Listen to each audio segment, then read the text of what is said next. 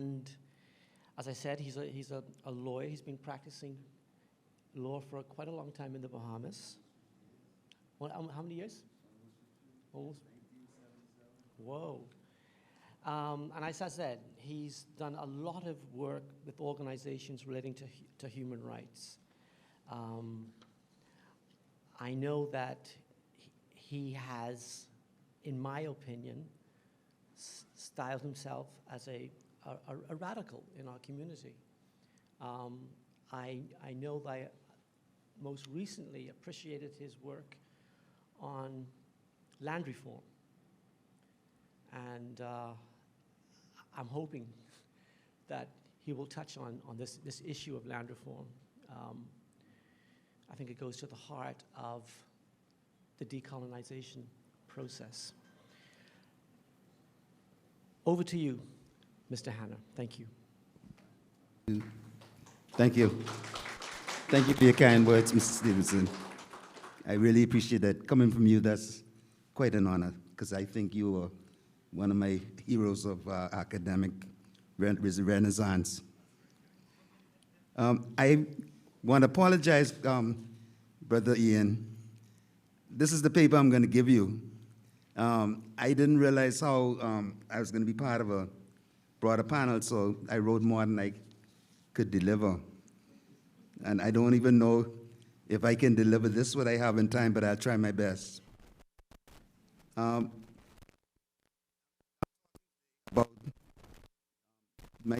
title of my paper is Through the Looking Glass of Bahamian Independence, the Illusion of Being and National Identity. National identity has been described as a social construct and is not a natural state of being.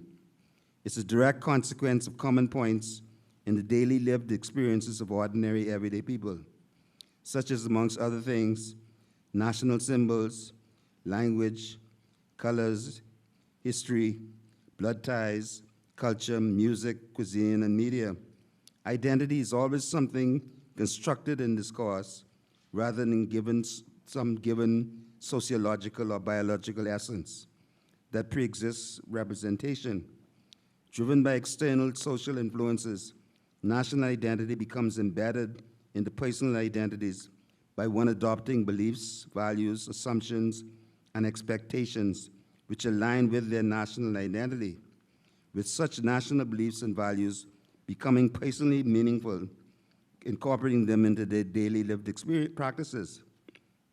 It has been indicated that in many ways, the nation is an ideal of the nationalists to be accepted by very many people, and equally an extraction and construct.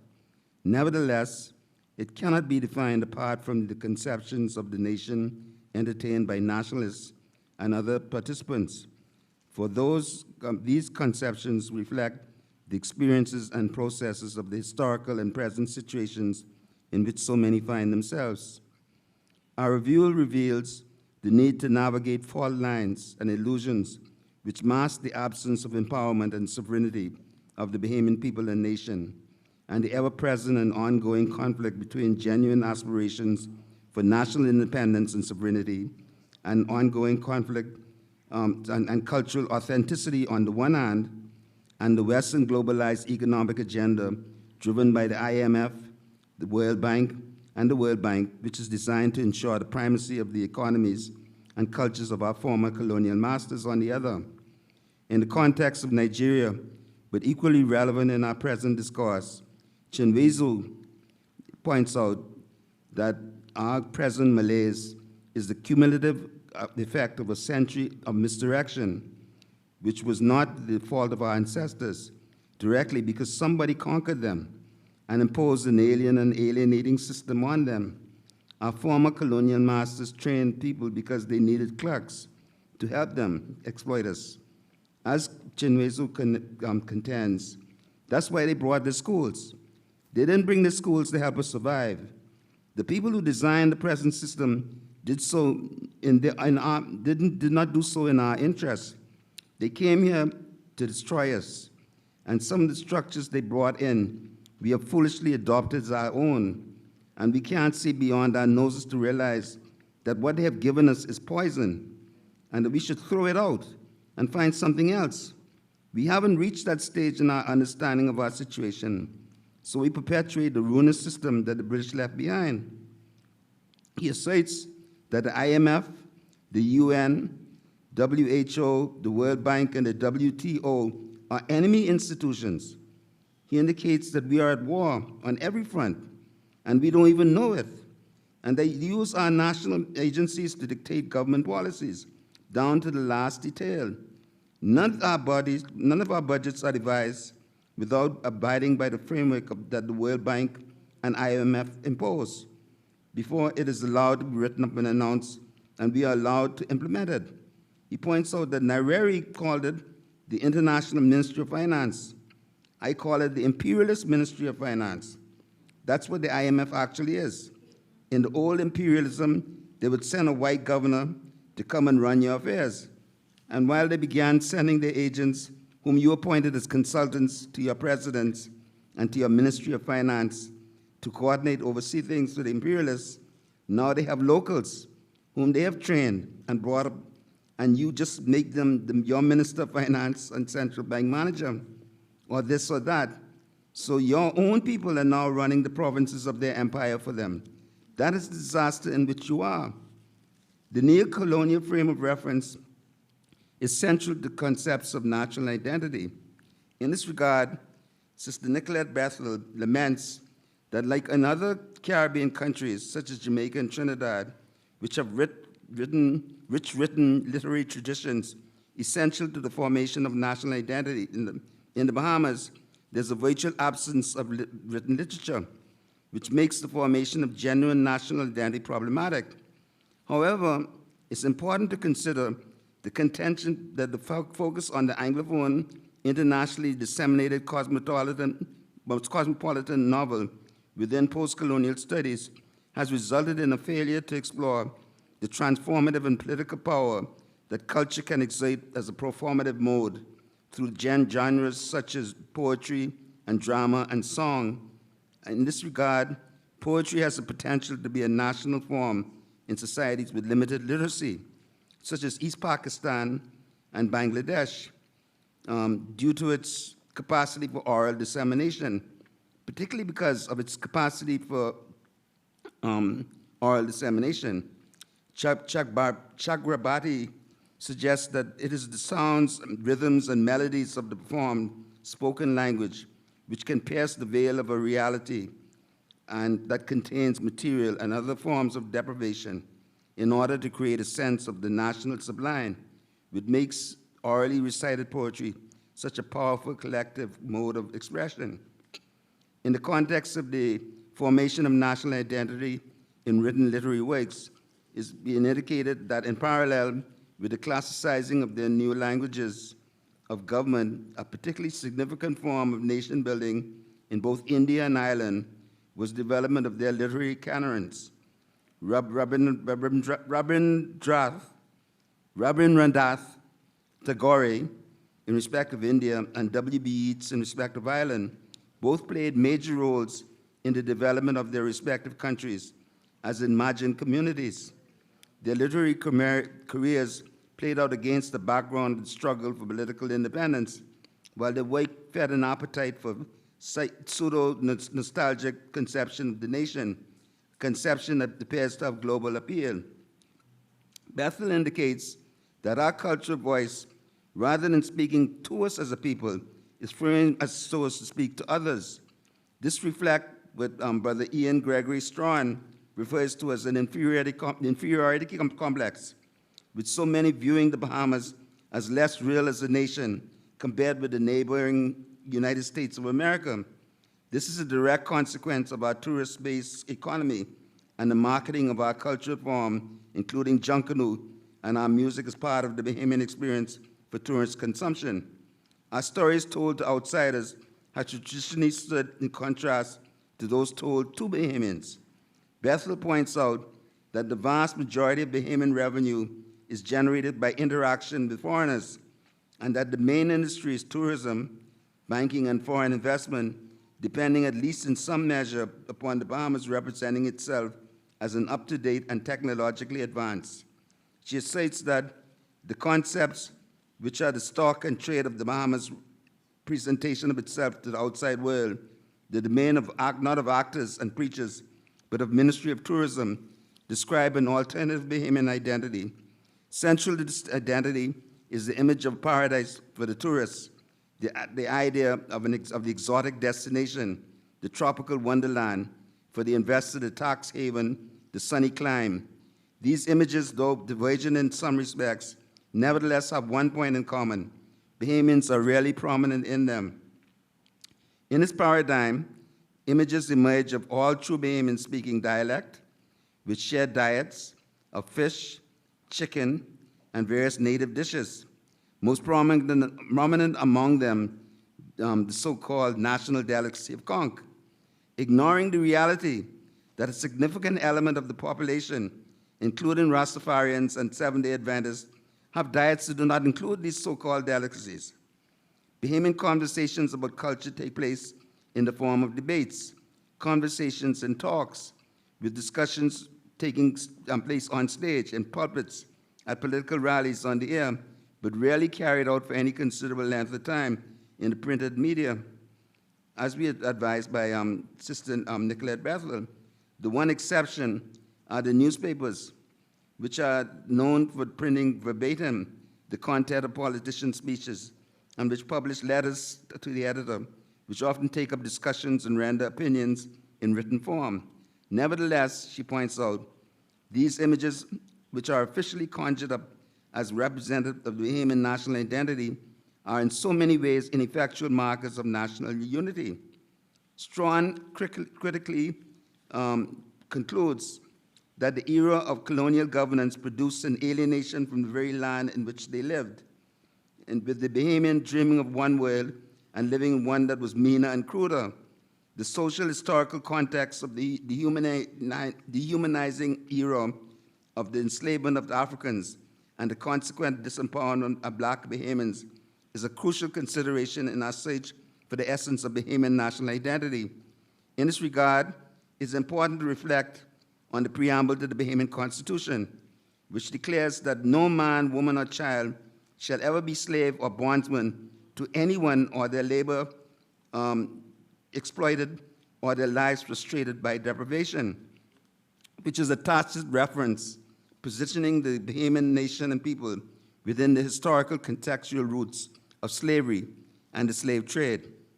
Given the ambivalence of the British national identity and the malaise of cognitive dissonance and historical amnesia to concurrent streams of race, class, and gender which flow throughout British history and her story, we are ever mindful of the conclusion that if a slave emulates and internalizes the cultures and norms of the slave master, then the slave must of necessity inherit the ambivalence and contradictions of identity and the reflexive nature of defending the spirit of this ambivalent identity.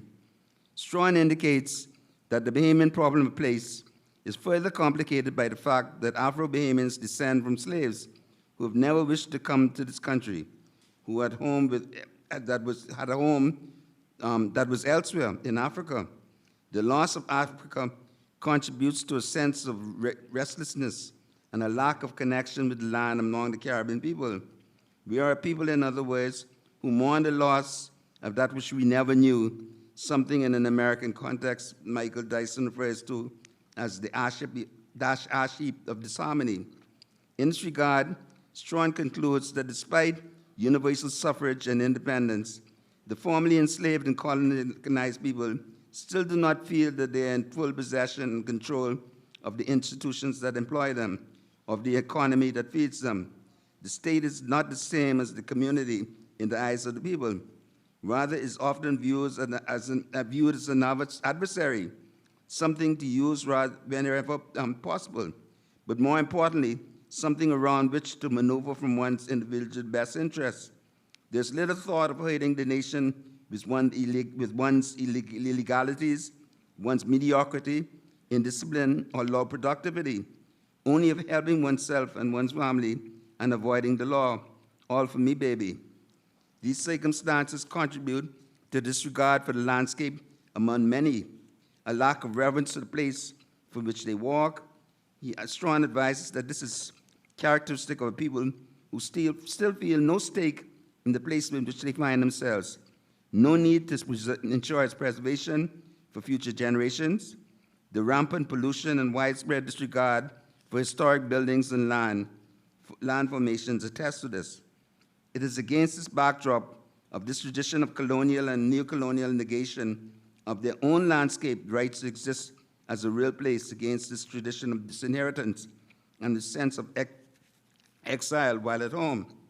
Nevertheless, Benedict Anderson says that nations are in fact imagined communities delimited by the boundaries to define who is in and who is out, driving a social phenomena of exclusion through the exercise of power by the dominant group to gain and maintain privileged status in society. By its nature and process of self-categorization, it invokes an awareness of difference and paradigms defined by we and they, by a process which engages identification of an in-group and differentiation of out-groups. Although the Bahamian experience has always, in a sense, been a globalized one, from pre-European contact, given the strategic geographic location at the crossroads of North and South and East and West, the postmodern experience of globalization has created new tensions and enhanced a manifest collective societal amnesia, which has been an essential in the formation of Bahamian national identity.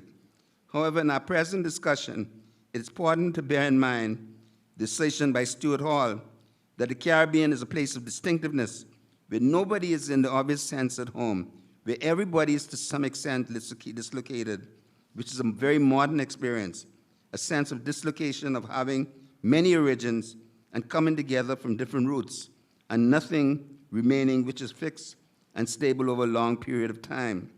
The post-colonial experience prepared us, the colonized, to live in a postmodern diasporan relationship to identity, and paradigmatically, it is a diasporic experience.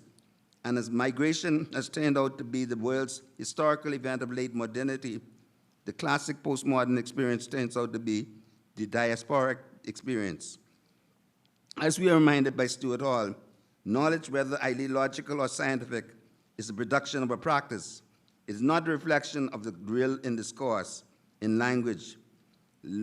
Social relations have to be represented by speech and language to acquire meaning. As Rastafarians often chant, word, sound, and power. In the Bahamas, the language contained in the 1992 F&M Manifesto, that illegal immigration posed a cultural problem, is a coded reference to racial considerations, which were viewed as posing a cultural problem, indicating a racial frame of reference, with the term illegal immigrant increasingly coming to connote the Black Haitian other, mirroring the British obsession with race in the formulation of immigration policies. This is particularly evident in references to the negative impact of tourism on the Bahamian cultural and social life, which obviously has not been a significant factor in the formulation of Bahamian immigration policies. Given that white tourists are welcome to come to the Bahamas to enjoy the bounties of the sand and sea, with Black Haitians having had a long-standing presence and cultural influence on Bahamian society, being unwelcome guests. The official response reflects a knee-jerk response of demonizing Haitian migrant communities and increased deportations in the face of a crying need for migrant labor, particularly in the revival of the agricultural sector. As pointed out by Maurice Bishop, imperialism not only exploited the peoples of the region, but divided them into various languages and cultures in an attempt to reproduce European chauvinism and hostilities in the region. This was a direct consequence of the colonial historical paradigm. This is reflected in comments by Maurice Bishop that the inhabitants of the New World were the earliest creation of victims of imperialism and its sibling colonialism, along with their tool of physical and psychological emasculation and racism. In this regard, the colonial education or miseducation system has produced an attitude of narrow nationalism and isolationism, which is taught that the peoples of the Caribbean must always remain separate and apart. The historical government of the Bahamas in the colonial era by white oligarchic clique with total control of government and economy ensured that the majority black population was marginalized and excluded from the mainstream of economic and political life. In the context of our present discussion, it is important to highlight the contradiction inherent in the exclusion and marginalization of the black immigrant other by people who, like themselves, are from an African diasporan experience and have similarly been excluded and marginalized by the official legal system, with a reserved place at the bottom of the social racial pyramid, a largely landless and disempowered people. It has been indicated that the illusions occur when we perceive does not match the true state of the world, when our thoughts do not accurately reflect objective reality. Some illusions are so powerful, so pervasive, so woven into the fabric of human experience that pointing them out makes one supremely uncomfortable. The self is in a very real way an illusion. The illusion of Bahamian identity has created a fault line in the practice of Bahamian identity, and because in itself it is nothing. In the final analysis, the Bahamian self in its godlike independence may be the ultimate illusion. 50 years after the journey towards Bahamian independence and national identity, one is left to conclude with the profound words of Amy Cesare. Prospero, you are the master of illusion. Lying is your trademark. You've lied so much to me, lied about the world, lied about me, that you have ended up by imposing on me an image of myself, underdeveloped. You brand me inferior. That's the way you have forced me to see myself. I detest that image. What is more, it's a lie. And I know, but I know you, you old cancer. And I know myself as well. Thank you.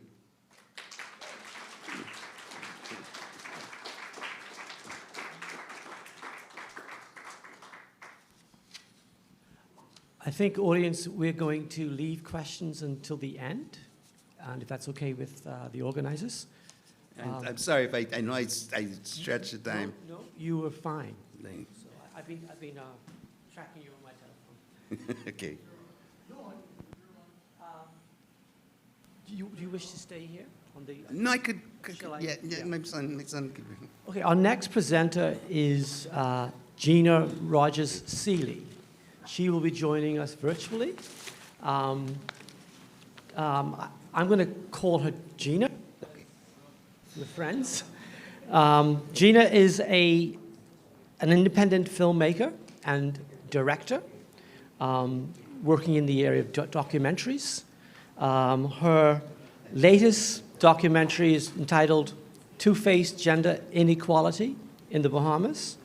Her second documentary that she produced was entitled Gentle Giant. It was a documentary about Andre Rogers, and the full title of that documentary was Gentle Giant, the Andre Rogers Story. And that documentary was an official selection at the 17 film festivals around the world, and in 2015, it won the San Francisco Film Award for Best Documentary. Her work in documentary proceeds out of a lot of professional filmmaking work with organizations and training opportunities. Gina, are you with us?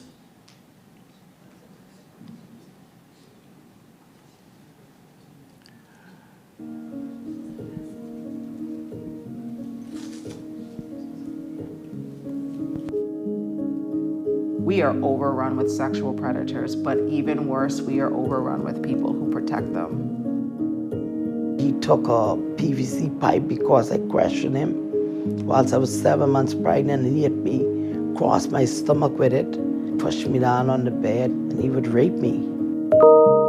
One time, she beat me so bad. I told his daughters, he's a rapist because this is what he's been doing to me when they're in there. I would have said I was assaulted, And the police officer looked me dead in the eye and said, "Why would he want you?" Because I am a woman, my children are presumed to take the citizenship of their father. He always told me that this was something that fathers do with their daughters to express love and affection.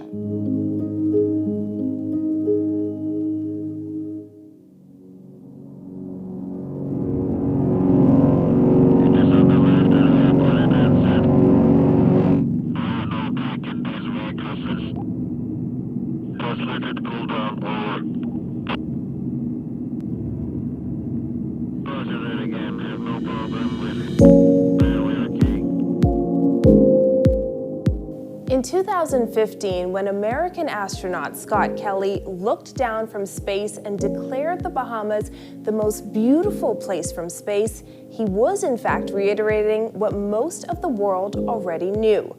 The Bahamas is a stunningly beautiful place with the clearest, brilliantly blue waters in the world.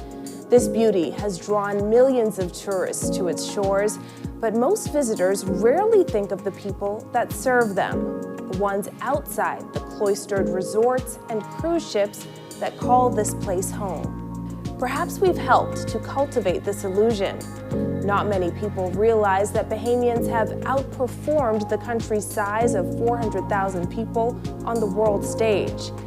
We are ranked #1 in the world for the number of Olympic gold medals our athletes possess per capita. Though the size of a small city in the US, multiple Bahamians suit up in the NBA and Major League Baseball and have done so for decades. Our writers, artists, poets, actors, filmmakers, and models are world-renowned, and we've produced brilliant academic professionals who lead major research institutions and are at the forefront of their fields. By any yardstick, our beautiful little country is world-class in many areas, except one. When it comes to the full rights of women as citizens and human beings, the country's beauty fades. Bahamian women do not possess equal rights under law. They do not possess the automatic right to pass their citizenship on to their children. If in a marriage, all rights pass on to their husband. She cannot make a major decision regarding her body without his consent. Sexual abuse, from childhood to adulthood, inside and outside marriage, is rampant. Violence against women is often public and brutal. Equal pay for equal work, a mirage. And time again, more qualified women have been passed over for men with lesser demonstrated ability, experience, and training in promotional exercises. Though a matrifocal society, few women ascend to national leadership despite making up more than half of the voting age population. This is the country that proclaims in international tourism advertisements that it's better in the Bahamas. But the irony of that claim is that that possibility did not apply to Bahamian women then or now. So used to smiling and hiding their struggles for complicated reasons, Bahamian women have historically kept silent about their struggles, their desires, their hope for equal rights under law, until now.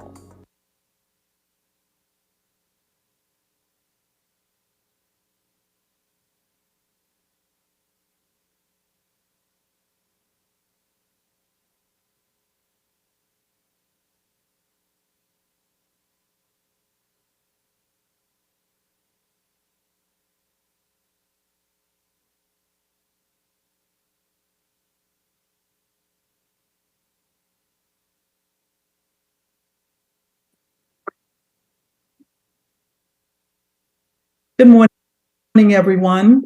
It's a pleasure to be here. My name is Gina Rogers Seeley, and what you just saw is an excerpt from my documentary, Two-Faced: Gender Inequality in the Bahamas. The documentary was written, produced, and directed by myself, and is co-produced by Marion Bethel, Dr. Erica Moya James, Patrice Thompson, and Alicia Wallace, who you will also hear from in a moment. The documentary was conceived on November 17th, 2015, when my then 80-year-old mother was raped in her home in Nassau.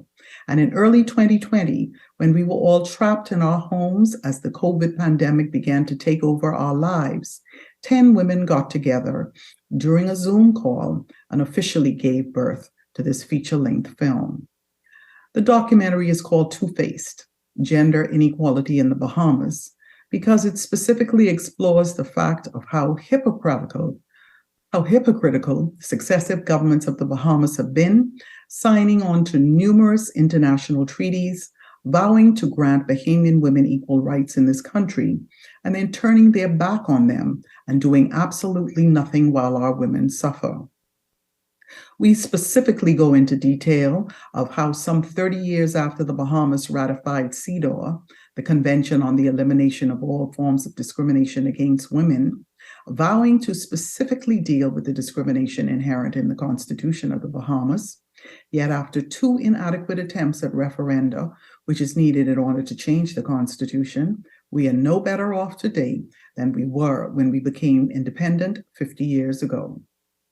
Two-Face examines how the Bahamas government has also signed onto at least 5 international treaties that specifically condemn marital rape, and yet they sit down and entertain conversations locally on whether marital rape exists or not. Even after a University of the Bahamas study revealed that there are at least 4,000 cases of marital rape in the Bahamas. The documentary shares some deep, disturbing statistics on rape in the Bahamas. In February 2022, the Gender-Based Violence National Discriminatory Law Review Forum announced that the Bahamas, for the 15th year consecutively, has had the highest incidence of rape per capita in the world. Yes, I did say in the world. The world average for female rape stands at 15 crimes per 100,000 women, and the Bahamas has had the alarming rate of 133 female rapes per 100,000, which means that the rate of female rape in the Bahamas is 780% higher than the world average. And when we take into consideration unreported cases of rape and combine that with our marital rape statistics, these appalling figures suggest a culture of rape and not merely a crime statistic. When the United Nations announced these figures through its global database on violence against women, it called the Bahamas a very dangerous place for women. And I would go even further to suggest that successive governments have buried their heads in our beautiful pink sand and completely failed to address or even scratch at the surface of this problem. This danger goes beyond the interpersonal violence of rape to systemic inequality. It also includes the structural violence of discriminatory laws and institutional violence that make it difficult, if not impossible, for women to report gender-based violence and receive the support they need. In the documentary, we meet a number of brave women who've come forward to tell their stories of rape, incest, gender-based violence, and constitutional discrimination. Marital rape or rape is only a one-dimensional view of gender-based violence that Bahamian women have had to endure in this country. Another aspect of it includes verbal, physical, sexual, and psychological violence towards cisgender and transgender women and men, a segment of our society that some of us choose to pretend does not exist. To quote CEDAW committee member Marion Bethel, when we talk about women, we think that women are homogeneous, and we are not. Women occupy different intersections of life. There's marital status. You can be married or single. You can be lesbian, bisexual, gay, transgender, intersex. There are women with disabilities, migrant women, asylum seekers who come here, older women, younger women. All of this is supposed to be under the panoply of CEDAW. So it's not just one type of woman who is to be advantaged. The change we need in this country can only come when we have more women sitting in Parliament, offering diverse ideas, and ensuring that our voices, opinions, and ideals are heard and made room for. Right now, we have 7 female members of Parliament out of 39, which represents 17.9% of those elected to office. These 17.9% of women represent more than 50% of the population. This is not equality and has not produced any positive results for the criminalization of marital rape or the discrimination against women in the Constitution. Clearly, it's time for a change. The final topic that we examine is gender wage disparity. While the Bahamas government does not release any official statistics specifically about the gender wage gap, the United Nations, using these figures that we supply to them through the United Nations Human Development Index report, states that the income disparity between Bahamian women and men was 32% in 2019. One only needs to add to this equation the fact that women are more than 50% of the population and the heads of more than 70% of Bahamian households to understand the repercussions of this wage disparity. So far, the documentary Two-Faced has officially screened at the Island House Film Festival in Nassau last month, and it officially premiered at the Fusion Superplex in Nassau to a sold-out standing room only crowd just over 2 weeks ago. Last week, we received our first official selection at an international film festival, the Women Deliver Arts and Film Festival in Rwanda, the country which incidentally ranks as number 1 in the world for gender equality, with a parliament that is more than 60% female. Our journey is just beginning. As a former news reporter here in the Bahamas, I had become desensitized to the horror stories of gender-based violence and inequality in our country until it came to my doorstep. Don't wait until it comes knocking on your door before acting. Let's try and move our beautiful little country forward now. Finally, I want to make a shameless plug on behalf of the documentary, which has its Freeport premiere this coming Saturday, May 20th at 7:30 p.m. at the Regency Theater. Tickets are $25, and I hope to see you all there. I now have the distinct pleasure of introducing you to founder and director of Equality Bahamas and co-producer of Two-Faced Gender Inequality in the Bahamas, Alicia Wallace. Thank you.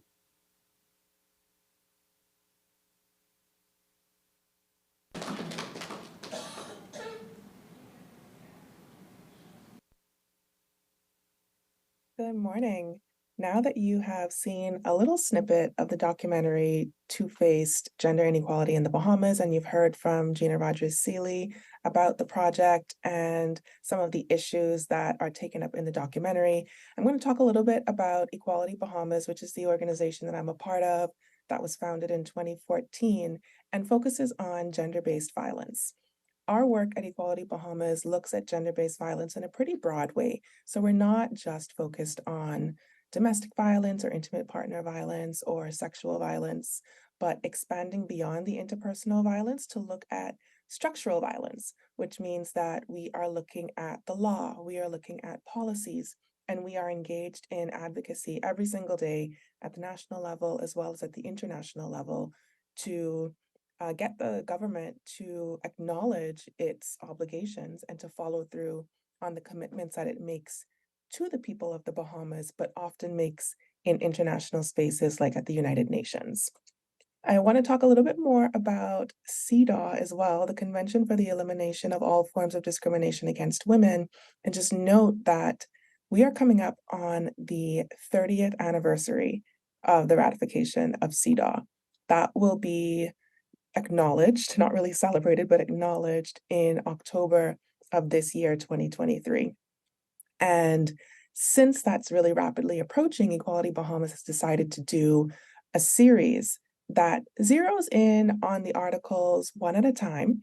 So we're bringing experts mostly from the committee itself, the CDAW committee, to talk about the articles of the convention and really explain what they mean, how they are interpreted by the committee, how they apply to the Bahamian context, and recommendations that have been made to the Bahamas in previous sessions.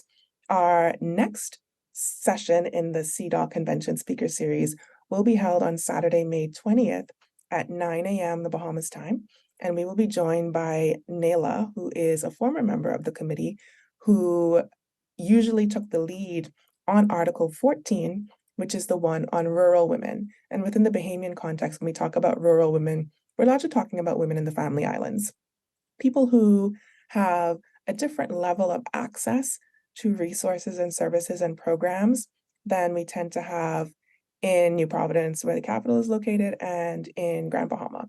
So largely talking about Eleuthera, Abaco, Andros, Inagua, Mayaguana, and all of these other islands that don't have the same infrastructure and frankly don't get the same attention from the government or even the private sector in many cases. So this is a really important initiative that we have taken up, and I encourage you to check that out. You can find the recordings of all of these sessions on our YouTube channel, which you can find at youtube.com/equality242. We have a few other initiatives as well that you can get engaged in. One of them is very focused on maternity leave. So in November of 2022, after quite a bit of advocacy, which Equality Bahamas was a part of, the Bahamas ratified the ILO, International Labor Organization Convention 190, which is on eliminating violence and harassment in the world of work. Since that has been ratified, there have been some rumblings about looking at maternity leave under another convention of the ILO, that's C-183, that says that maternity leave should be a minimum of 14 weeks, but the recommendation from the ILO is that it be at least 18 weeks. So there's some agitation happening. The National Breastfeeding Association has engaged with the National Tripartite Council, and they've been talking about making this the next big push toward the government of the Bahamas ratifying and also coming into alignment with this convention and the recommendation. So as a part of our advocacy, or to shape our advocacy in that direction, we are doing research right now where we are putting out a survey. The survey is available at tiny.cc/matleave242. And that survey is for mothers and birthing parents who have children 7 or under, so 7 years old and under, to get an understanding of how much leave people are taking, how much of that leave is paid, whether or not people want to have more leave, but also what is paternity leave like? Are fathers and co-parents taking leave as well? How much leave, how much of that leave is paid? And then we're also doing focus groups where we're talking directly with largely mothers to find out what their experiences were like how long it took for them to feel healed after giving birth, or, particularly when they have C-sections. Are they breastfeeding? What is the transition like going back into the workplace? And really using this information to shape the recommendations that we make and the way that we advocate, and then engaging people who are actually impacted by these policy decisions and these laws in the process of designing something new and something that's going to work for them. To get engaged with the focus groups, just send us an email at equalitybahamas@gmail.com. And you can also get in touch through social media. So our Facebook, Twitter, Instagram, those are the best ways to reach us. All of the handles are at equality242, or go to the website, facebook.com, twitter.com/equality242, and you'll be able to find us there. We're really looking forward to continuing our practice of engaging people, and in particular, impacted people in situations of vulnerability, in the development of solutions, and then in the advocacy process to move things forward.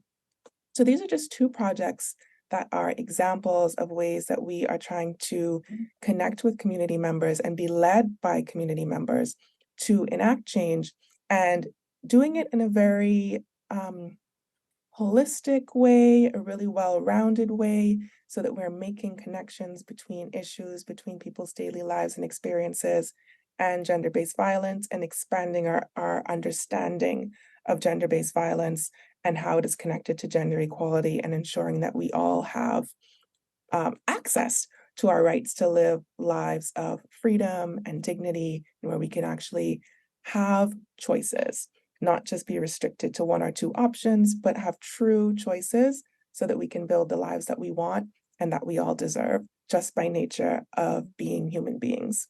Thank you for being here for this presentation, and be sure to check out the next screening of Two-Faced Gender Inequality in the Bahamas. There are a number of screenings lined up over the next few days happening at the Four Walls Squash and Social Club on Village Road, also at Island House out west, and screenings lined up as well at the Regency Theater in Grand Bahama. We look forward to hearing your feedback, and please do let us know what you think about the documentary. Tell other people to go and see it, and we look forward to having even more screenings to bring it directly to you.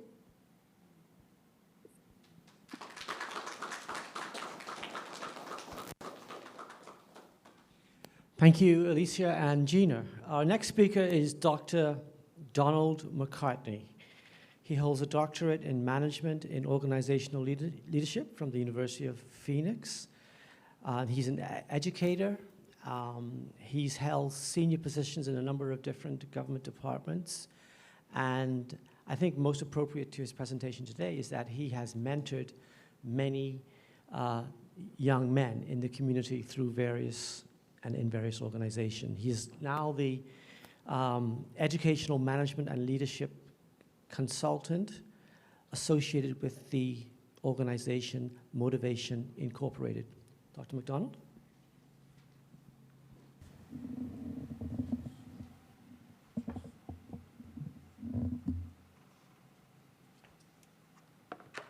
Good morning. Now, I have a confession to make, and they say that confession is good for the soul. I come to you this morning to speak, and I'm conflicted, not because I don't know what to say, but because there's so much to be said. And it is always difficult in this kind of forum to hone what you need to say to make it appropriate for the occasion. But I blame Dr. Ian Strachan for the invitation. And so any price that you pay for listening to me this morning, you blame him. Now, if you see me flipping from page to page, it isn't because I'm disorganized. It is just that I'm trying to give you a bit of everything that I have on the menu. You know, everything needs to be said has already been said. But since no one was listening, everything must be said again.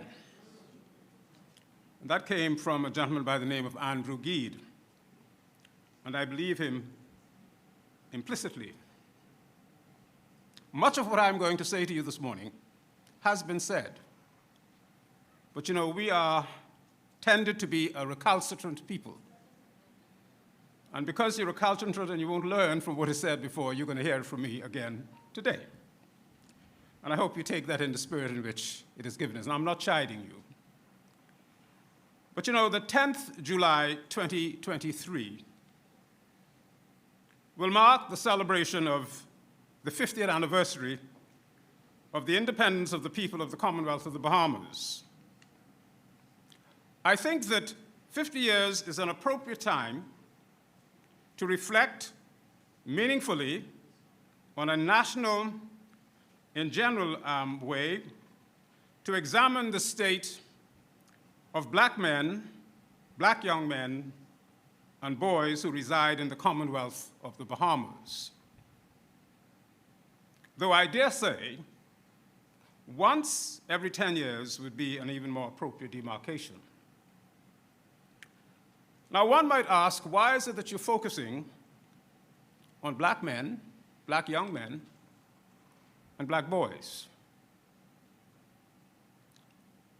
Well, if you look at it on the face of it, and you watch the Bank Lane Shuffle, you would see what I mean. Need I say more at this point? I'll leave that there for a further discussion. Let me, though, flip over and share with you a little bit about who I am as a black man. My grandfather was born in 1880, 46 years after the abolition of slavery. My grandmother was born in 1881, some 47 years after the abolition of slavery. My mother was born in 1914, 80 years after the abolition of slavery. And talking about my mother, she was amazing because she kept her bank in her brassiere. There were no banks for her to go to save whatever she earned. But she was remarkable in the sense that she taught me some valuable lessons about life in a very simple way, because she was a third-grade dropout. Very simply put, she taught me the importance of saying thank you when you receive something, please when you're asking for something, and whether you get it or not, you say thank you. She also taught me that whenever I'm going to and from school, or anywhere for that matter, and I pass people on the streets, I was to say good morning, good afternoon, or good evening. And those basic fundamentals of manners and common sense has taken me to places that I thought I would never go. Now, why do I say that? I say that because as a people, on our rush to modernity, we've forgotten some of those fundamental things. I was born in the 46th year of the 20th century, which marked 112 years after the abolition of slavery, and 108 years after the apprenticeship program had come to an end. Of course, now you know the apprenticeship program for slaves was more feasible for the masters, the former masters, than were the former slaves. I was born 3 years after the murder of Sir Harry Oakes' murder. And why do I mention Sir Harry Oakes' murder?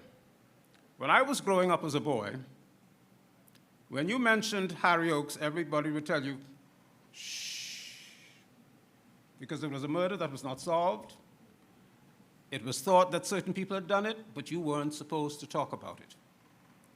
But relatable to today, we are still under that shh in our national lives, insofar as politics is concerned.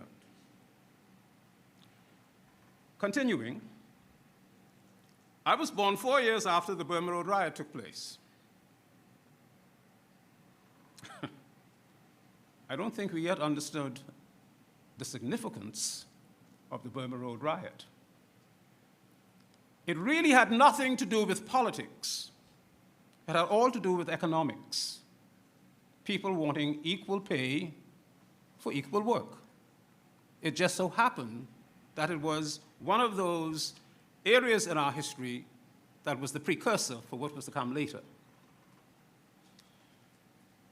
In 1950, there was a novel, not a novel, but a movie called No Way Out, starring Sidney Poitier.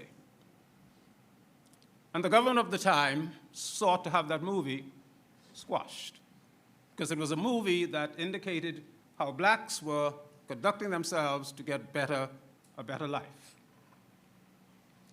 I was in my 6th year of life when Queen Elizabeth II was made Queen of England and all her realms.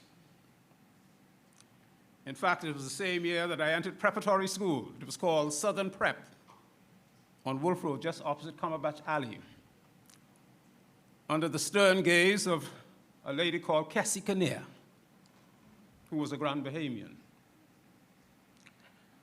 I was in my 7th year of life when the Progressive Liberal Party was formed. I was aware. I was only 7, but I was aware. Didn't know the significance, but I was aware. I was 10 years old when the United Bahamian Party was formed, and 6 Progressive Liberal Party members won and took their seats in Parliament. I was aware. I stood, in fact, at the juncture of Cumberbatch Alley and Wolf Road across the street from the Southern Preparatory School. In the evening, it was growing dark, and my mother told me not to go on the street, but being who I was, I went. And I stood and I watched. After the votes were counted, obviously, they hoisted this dark-skinned man on their shoulders and proceeded out the gate and turned east onto Wolf Road and then turned north onto East Street. I didn't know the significance of that, but I learned that later. That was Lyndon Pindling being escorted out of the voting place.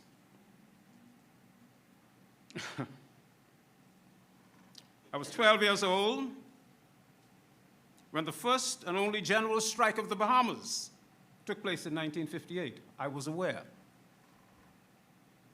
I was in my 15th year when women of the Bahamas gained the right to vote. But the struggle didn't just start in 62 or 61 when they got the right to vote. That started in 1969 when a member of parliament lost his seat in one of the southern islands. And he said in the presence of his wife, if women could have voted, I would not have lost this seat. That was a significant demarcation for the start of the women's suffrage movement.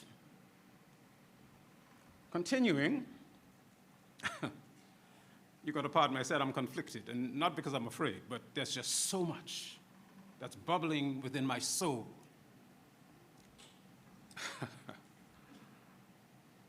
In 1962, at the age of 16, I took to the political stage to campaign for the PLP. Couldn't vote, but I knew what was going on. And how did I get on that stage? The women's suffragette movement in the Bahamas sponsored an essay competition for all the schools in Nassau. The school entered me under the tutelage of Donald Davis. I entered this competition and won. Never got the prize. The prize must have gotten lost somewhere out there in cyberspace. But I won. And I was invited by the PLP to come to Raleigh and to read the essay. And the rest is history. Ladies and gentlemen, I witnessed in 62 women voting for the first time. I was aware of the significance of that. At the age of 27, skipping forward, we're talking about independence, 50 years after independence. Where was I on that first Independence Day? I was walking down Hempstead Turnpike in Long Island, New York, heading towards Hofstra University to begin my summer session classes for my undergraduate degree. I was away from home.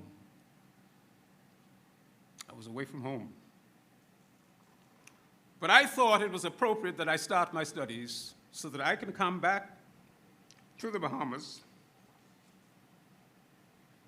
a fledgling democracy,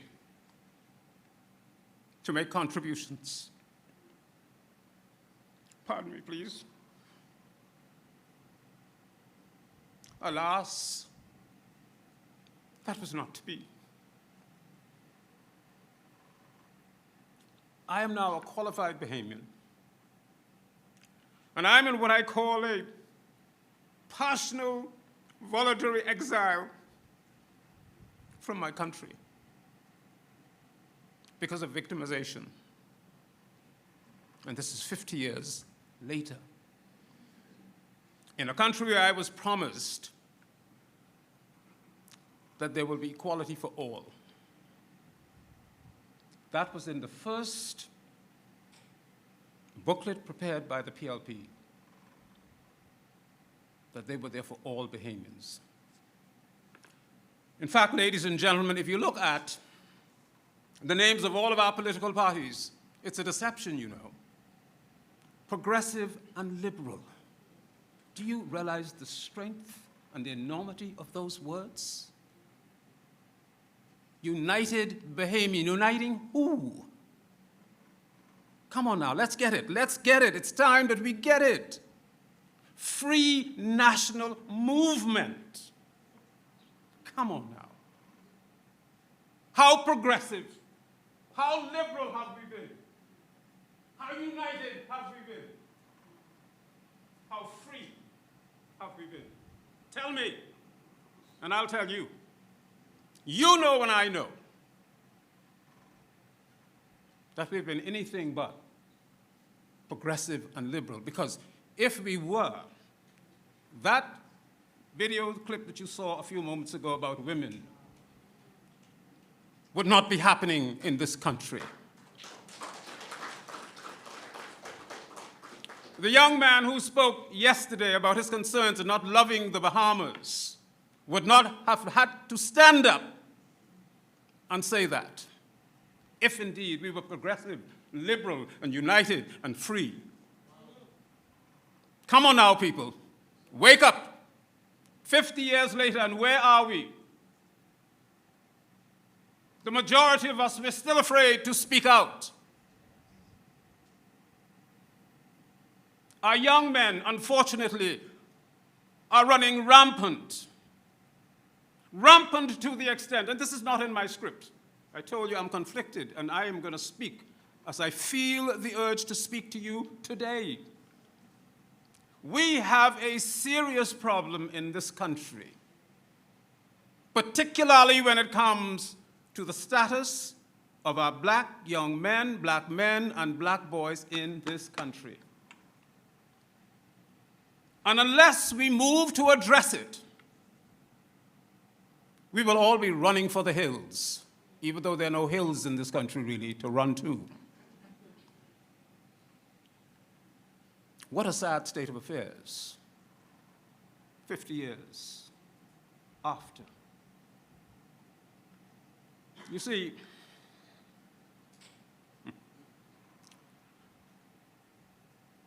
I told you I went into partial voluntary exile.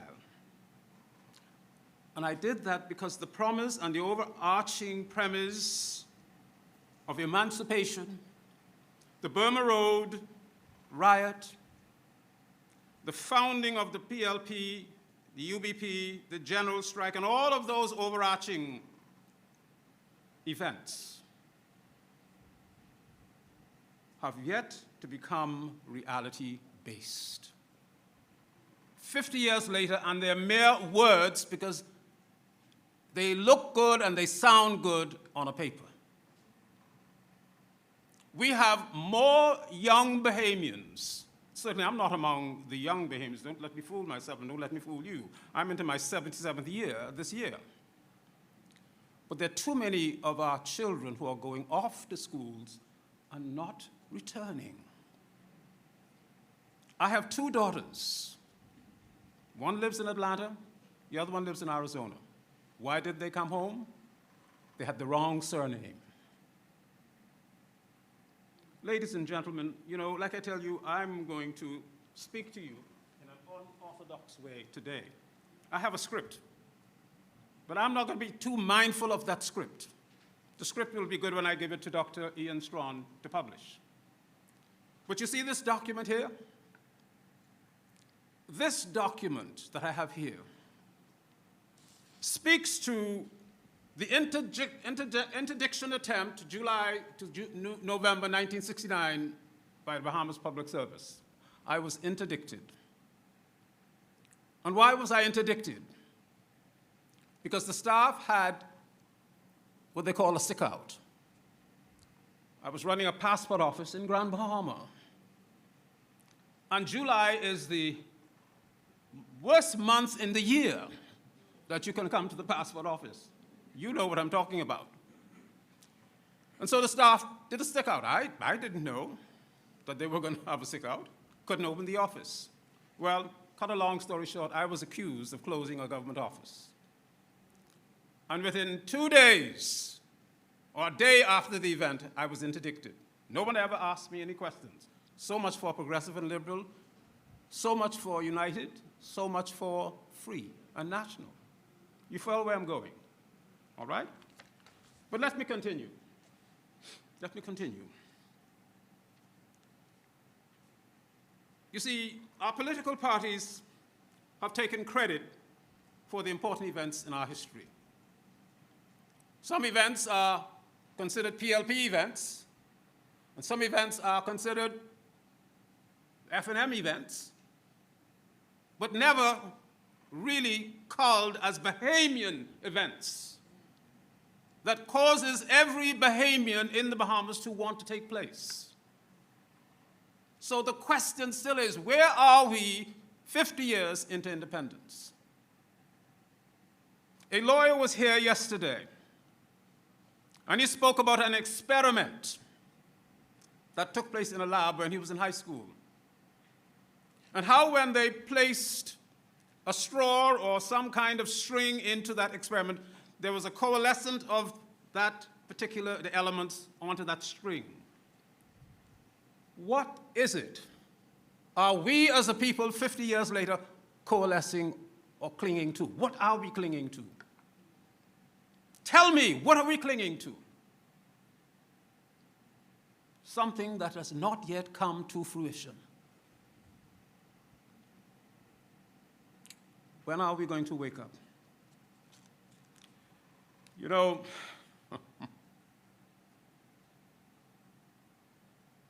our people in general, and black men, young men and boys, must be taught that we are one people. They must be taught respect for and value for the life and property of others 50 years later. The impact of slavery and its less strategic abolition in the Bahamas are an evidence in and around those who are victims of the crimes of slavery that were committed against the black community. The evidence of which I speak was not only in the shackles around the wrists, necks, and the legs of the enslaved. The evidence of which I speak was etched in the very existence of those who were enslaved. Yet, the evidence was transplanted to their genes, in a manner of speaking. In fact, my good friend, my good newfound friend, Dr. Lang, introduced me to a dissertation which is entitled Intergenerational Transmission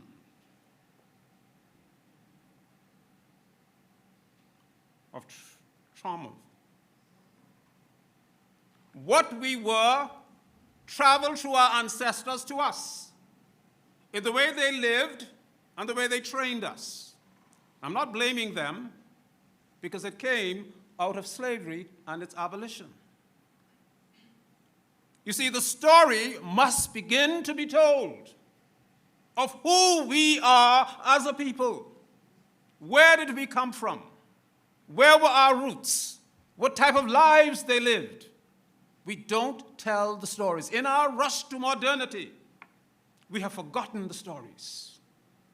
And I think some of you in this room are old enough to perhaps remember some of the stories that came from your parents and your grandparents about how they lived, how they survived.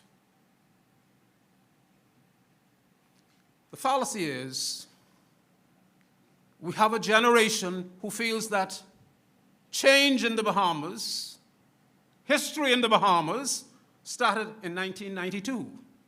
Well, that's a lie. It is a lie from the pits of hell. We are a people with a history. And if I speak to the majority of Bahamians in the Bahamas today, we know that our people were not a people who wrote or read, because coming out of slavery, they couldn't.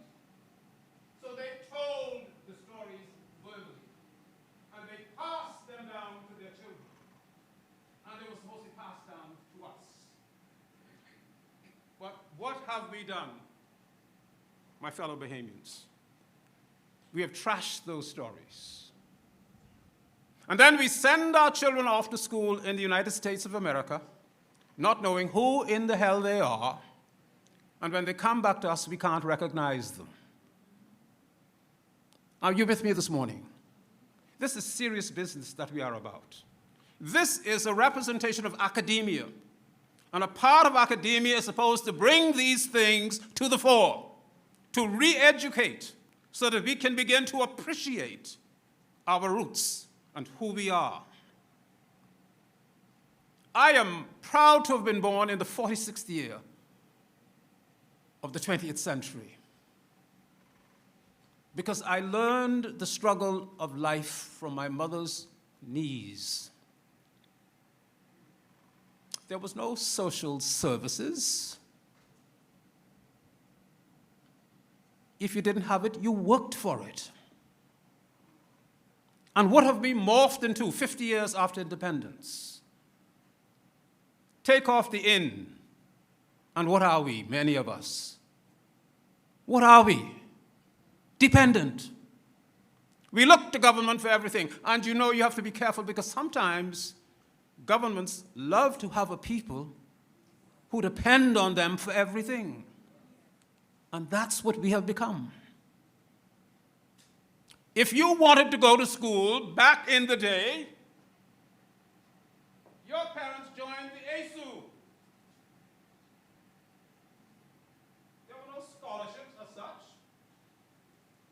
I can recall as a parent, my wife, good woman that she is, I told her when she comes to die, they're going to give her sainthood right at the gate. Me, on the other hand, I've got to negotiate mine at the gate. You think so? When I get with St. Peter, he'll give it. But she joined the ASUs to get our daughters through school because they couldn't get scholarships. In the Bahamas, where we were supposed to be all equal, all one people, but only some were able to get. And it continues. Now, you know, I couldn't begin to speak to you about all that is in my chest this morning, and so I've strayed from my script because the moderator just showed me I got 5 minutes. And you know, Dr. Strawn, you could hold up your head. I warned you.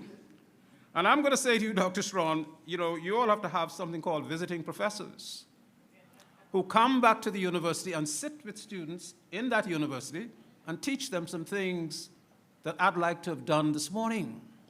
But in this kind of box, it is difficult to go with my script, because if you know what's here, you would be here until tomorrow listening to me. And then some of you start walking out. But I just want to say to you that 50 years later, we are still not where we ought to be.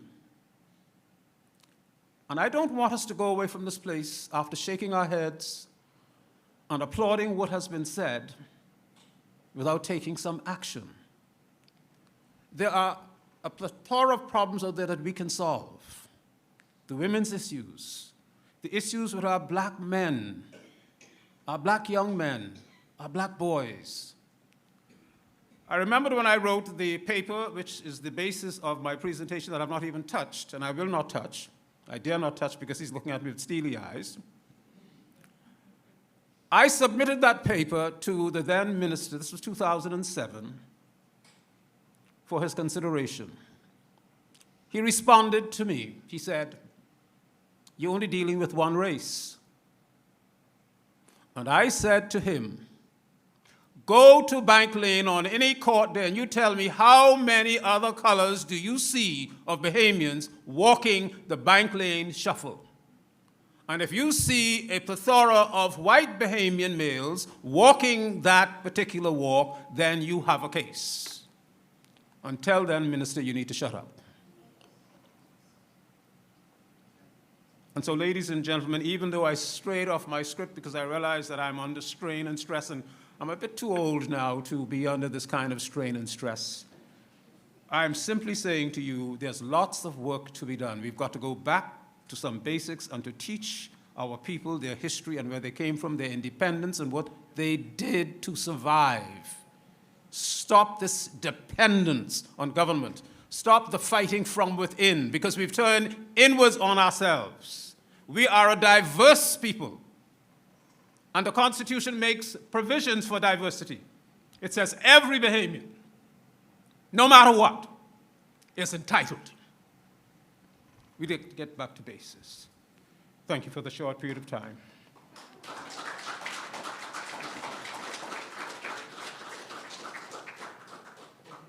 McDonald, that was a felt presentation, which I really appreciated. Let's give all of the presenters a round of applause. We're going to have a 10-minute question and answer period, and the opportunity also over lunch to address questions to the presenters. Yeah, do you want to come up to the, Dr. McDonald? Come up to the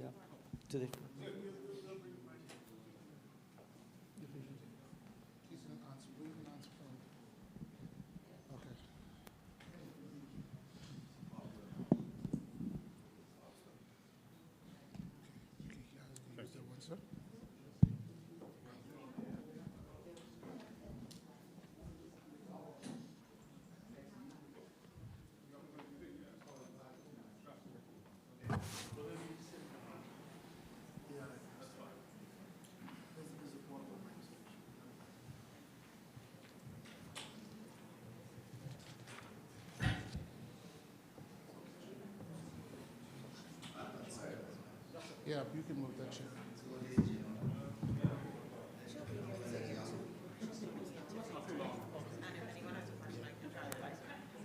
Just an announcement, if you need to ask Gina Rogers-Seeley a question or Alicia Wallace a question, because Erica James is also part of that group, she can also answer questions.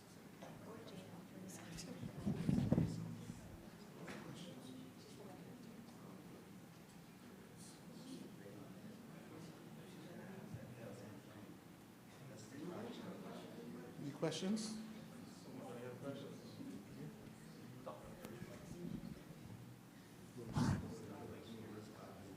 Yes.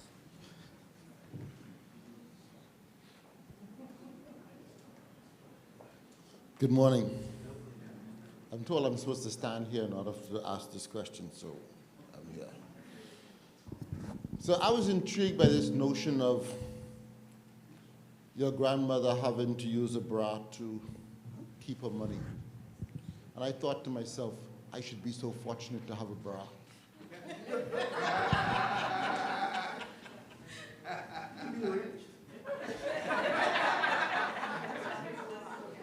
Reason I say that is because I don't see where the banking system is working for us.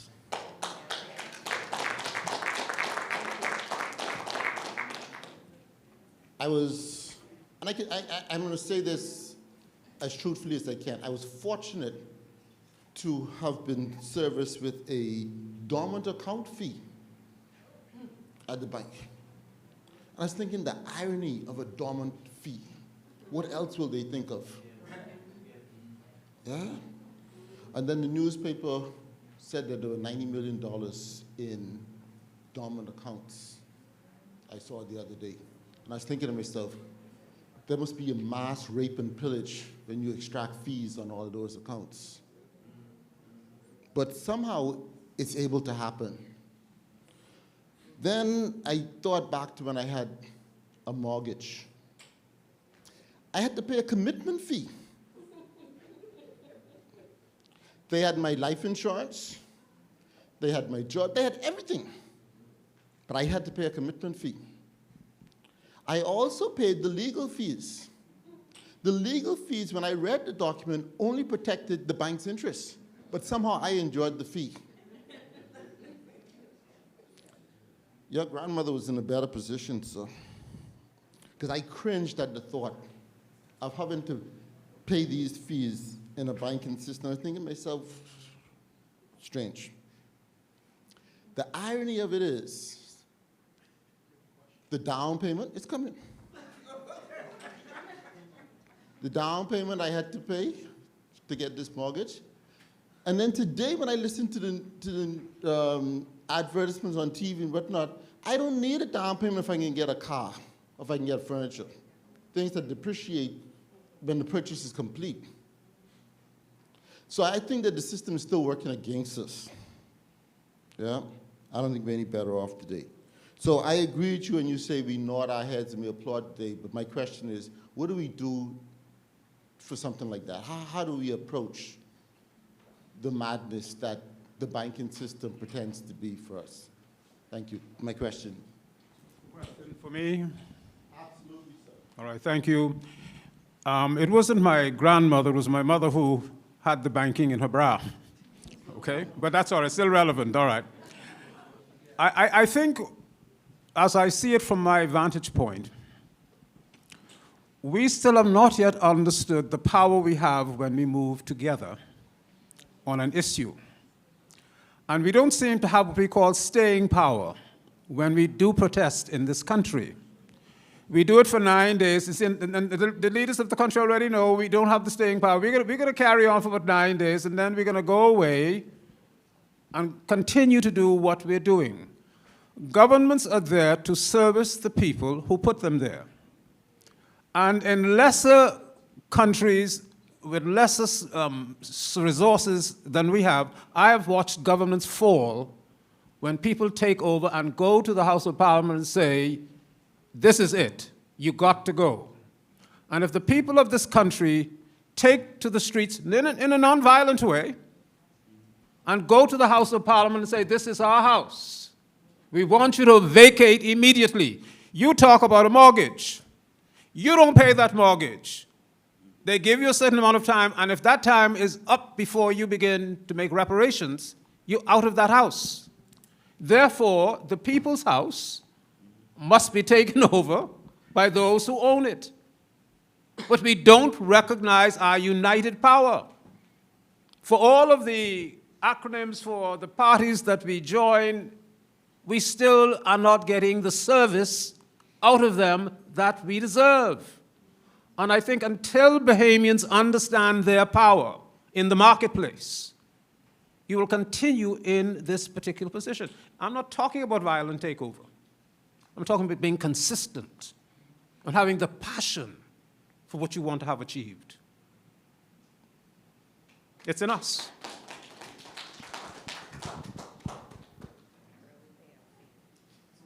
Yes. Thank you to all panelists. I just want to give a take on one phrase used by the last panelist when they castigated parts of the population for dependence on government, okay? And I do have an issue and a problem with that phrase, and I want to explain why. Citizens have the right to expect that governments who extract revenues from them will be working in their interests, okay? They have the right to social services, which are human rights, in terms of education, healthcare, and other social services. Social services which were not there, were not present in the colonial period, but which post-colonial governments made a decided compact with the nation that they would provide at the moment of independence. And post-colonial citizens have the right to expect those social services to be continued. They also have the right, as citizens, to declare that the vulgar concessions that are often given to the private sectors in Caribbean countries, and also to the elites who are either through kinship relations or friendships with the political elites, get massive concessions which they use to aggrandize their wealth. Citizens also have the right to critique that and to say the same way you're giving money to them, we expect that services that benefit the population in total are actually present. And they also have the right that, to suggest and to demand that all colonial laws which relegate people to second-class citizenship within the nation okay? Most prevalent and most obvious being gendered laws and the scandalous and the wicked and the terrible situation of structural violence against women, that real solutions are found by the state. Those are all rights that citizens have. And so we have to be very careful when we talk about dependence on government. Because what is often happening is that populations or parts of a population are almost with their own sense of disenchantment saying, okay, well, you know, we give up, you know. Yes, it's a situation in which we apparently are not able to make or to demand certain things from the state. So give us money at elections, or give us money to do this, or give us money to do that, okay? But it's actually the state and the political elites who actually want to perpetuate that kind of client politics, who actually want to do this because it keeps people within a vice. So I always say, you know, when people critique Caribbean populations and talk about dependence on government, no, I'm not there for that, okay? I'm not there with that particular rhetoric. I think that more needs to be demanded of our governments. And if more cannot be demanded of our governments, opposition and governmental parties, all of them will have to go, and we will have to get somebody new in their place.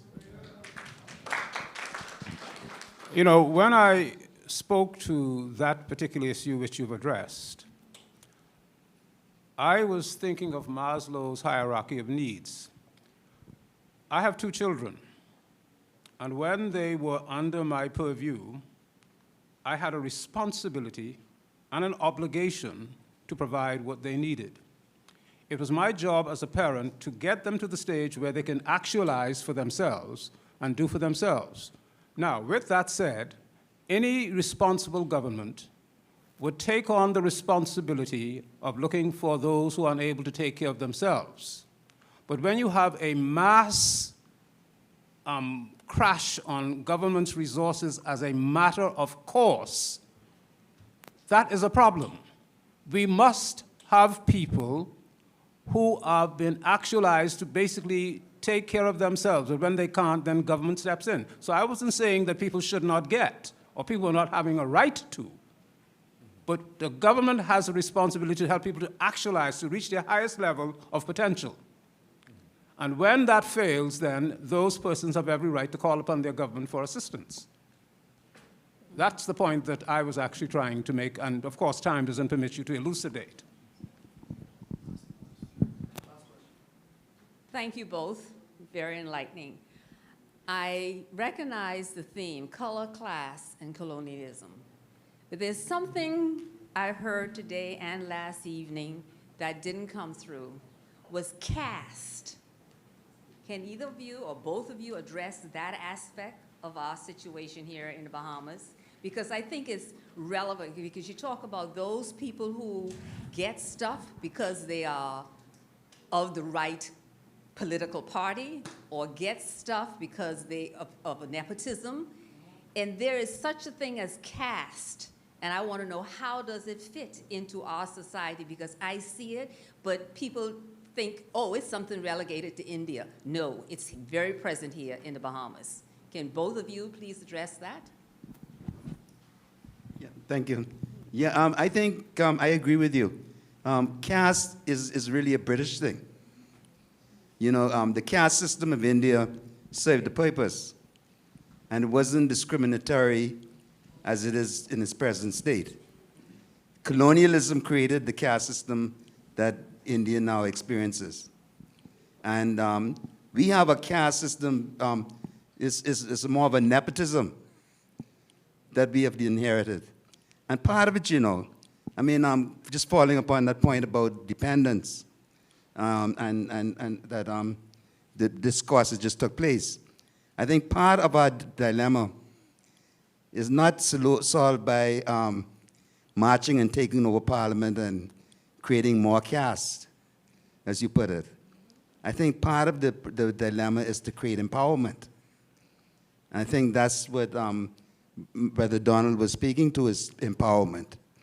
In the region, we find that the mass of the people from Trinidad, Jamaica, the Bahamas, Guyana, the mass of the people are landless and disempowered. people of African descent. In Trinidad, when the apprenticeship period ended, Indians were granted land. That in itself is a form of caste.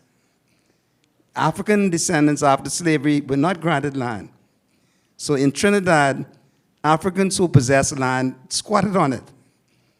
In Jamaica, you have similar things where people squat on land. Here in the Bahamas, even though you have a politician out there running about talking about Haitians squatting on the land, it's Bahamians who had to squat on the land. That's why you have a quieting of Titles Act. Because the only way Bahamians could have access to land is by seizing it. Pompey is a prime example of that. So in order to overturn this caste system, we need a system of empowerment in this region.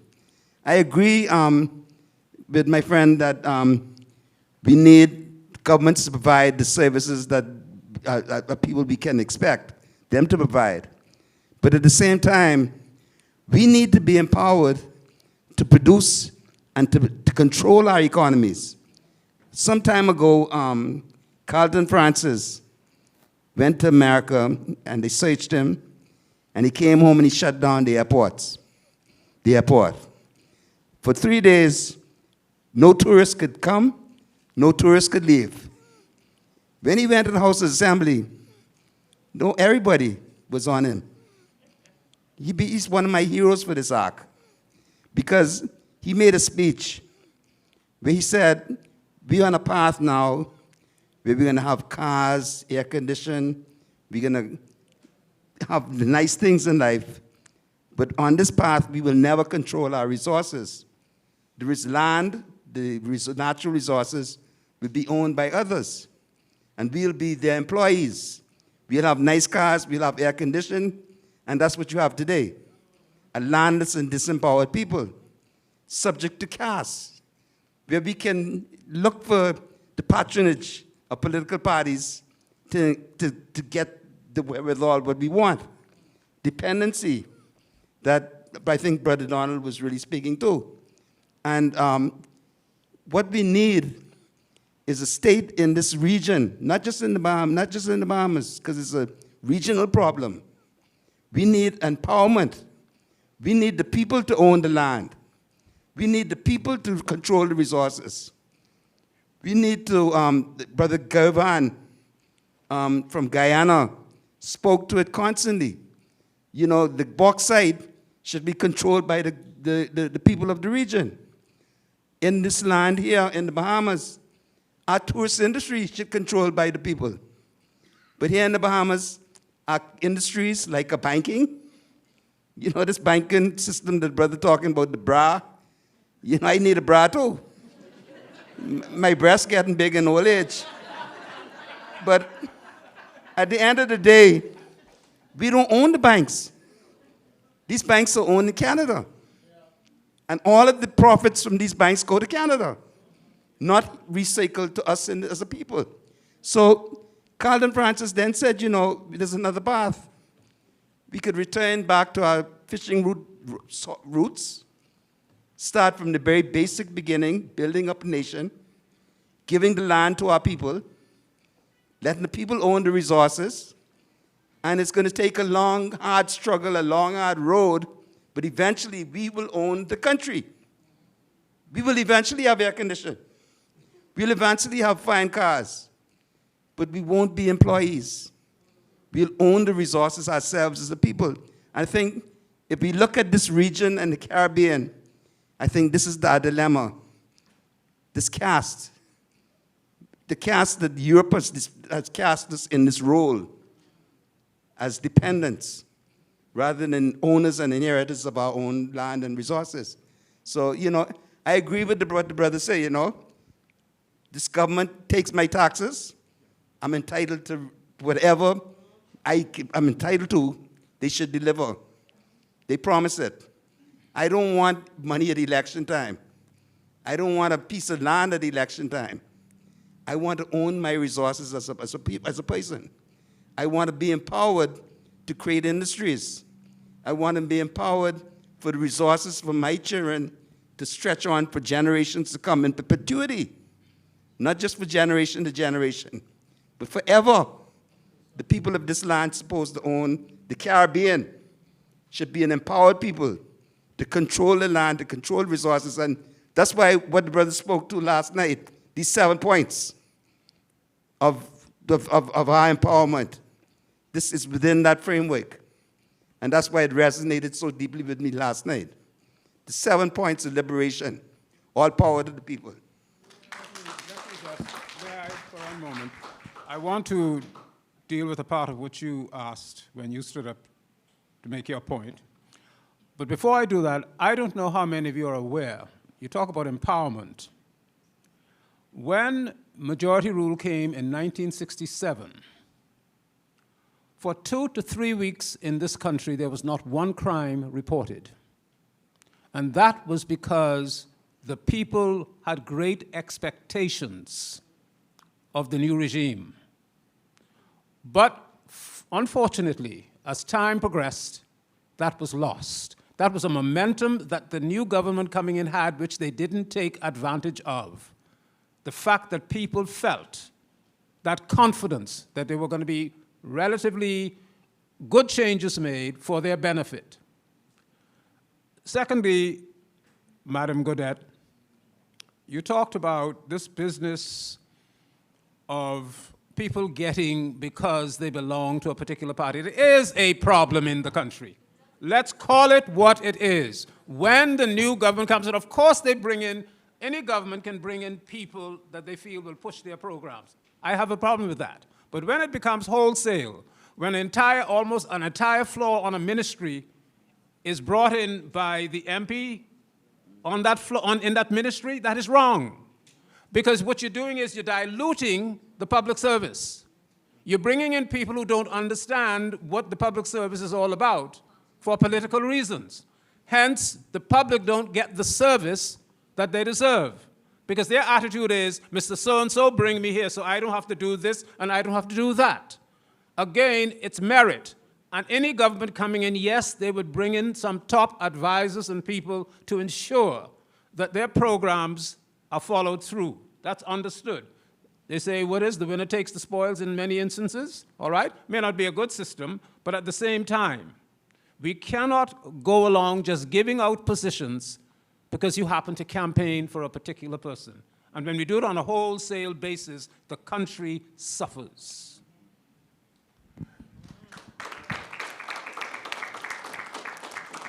Thank you, gentlemen. Thanks the panelists who joined us virtually. Let's give one more hand of applause to our panelists. And I implore you, let's continue the discussion over lunch. Thank you. You have lunch now?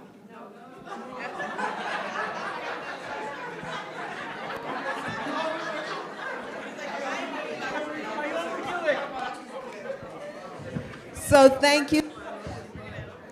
Thank you so much. It's our first session. We will have a short break for you to freshen up, catch yourself, stretch your legs, just a short break, and then we will come back for session 2. 5 minutes, 2 minutes. Dr. Strawn is saying 2 minutes, so I've been overruled.